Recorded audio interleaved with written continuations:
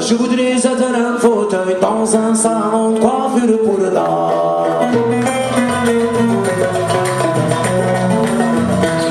pour que les fesses des belles en se caressent contrairement dans le cœur.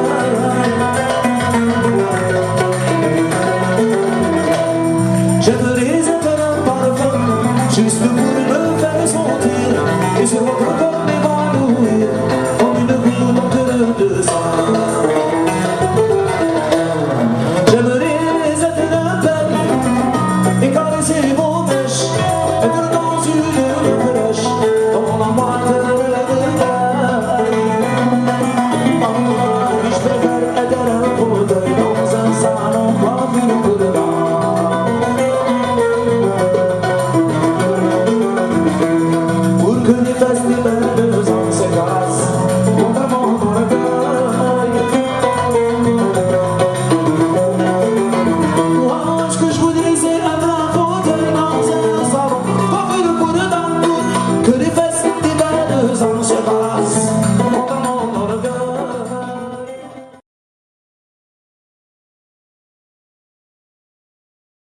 Prospères et dans lesquels ils vont pouvoir être sauvés. Et cette vague de migration, au lieu de... Elle est aussi elle n'est pas seulement de la responsabilité des pays qui verrouillent, qui ne trouvent qu'une solution, c'est verrouiller, mettre à la porte, renvoyer, etc. Elle est aussi de la responsabilité des États, des pays d'où viennent les gens. Parce que quand on voit les gouvernants qui s'en mettent plein les poches au détriment de leur propre peuple, ils sont en train de vendre le pays au détriment de leur propre peuple. Je sais qu'il y a des campagnes pour annuler la dette du tiers-monde. J'ai toujours dit que j'étais opposé à la remise de la dette si elle ne passe pas par le procès de la corruption. Parce que c'est trop facile d'annuler une dette qui est en fait un argent qui a été mis dans les coffres suisses et ailleurs, dans les sociétés d'investissement.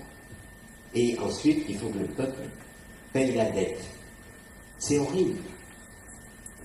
Il y a de telles corruptions dans les pays du Sud et partout.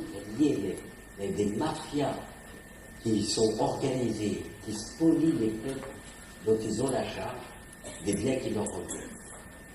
Donc ça, c'est vraiment quelque chose dont il faut vraiment prendre en compte pour se rendre compte où se trouve le blocage par rapport aux solidarités. Donc toutes ces questions sont des questions absolument fondamentales. Et vous avez aujourd'hui un facteur absolument inconnu concernant l'alimentation, qui est le facteur climatique. Les inondations détruisent les récoltes, les sécheresses détruisent les récoltes, on ne sait absolument pas ce que demain sera, donc ça veut dire qu'aujourd'hui, il faut prendre très au sérieux toutes ces questions, et je n'ai pas l'impression que les politiques parlent de ces questions, et notamment la question alimentaire, qui à la fois en termes de quantité et en termes de qualité, est aujourd'hui défaillante.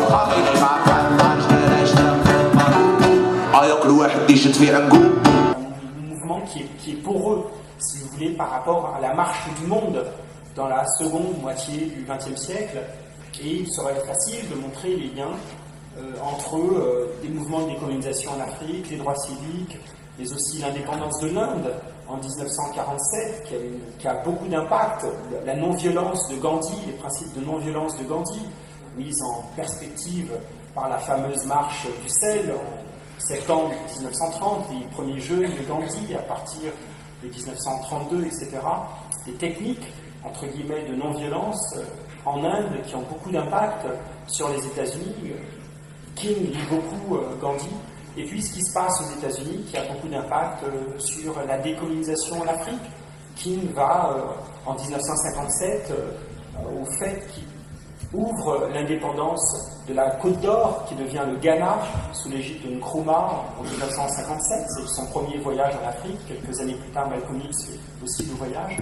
Le mouvement des Intouchables en Inde, à partir de 1966, qui a des liens avec les droits civiques.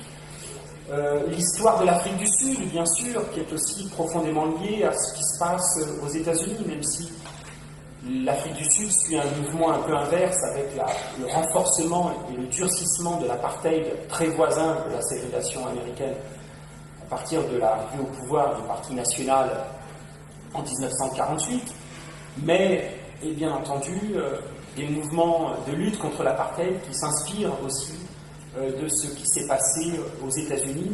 Une rencontre aurait pu avoir lieu si King avait été autorisé à s'y rendre en Afrique du Sud, entre Mandela, le jeune Mandela, qui n'était pas encore emprisonné, mais qui était une grande figure de l'ANC au tout début des années 60, et King lui-même, tant Mandela était passionné par ce qui se passait à cette époque-là aux États-Unis. Et donc on a bien, vous voyez, toute une circulation, qui est une circulation principalement atlantique, si vous voulez, autour du monde atlantique, qui est une circulation très importante d'idées, de principes, mais aussi de techniques, en particulier les techniques de non-violence, mais pas seulement, autour de situations qui sont certes des situations nationales différentes. La situation coloniale n'est pas tout à fait la situation de la ségrégation, en effet, mais enfin avec des points communs du point de vue des rapports de domination, du point de vue des injustices faites, du point de vue de la manière dont une partie de ces populations, si ce n'est l'essentiel, est traitée avec une négation des droits politiques, des droits civiques, etc. Donc la situation... Chante avec moi, viens mon ami, assieds-toi près de moi. Chante avec moi, pour ceux qui veulent pas marcher pour moi. Chante avec moi, canta hermano, toma tu guitarra. Chante avec moi, je veux que tout le monde chante avec moi.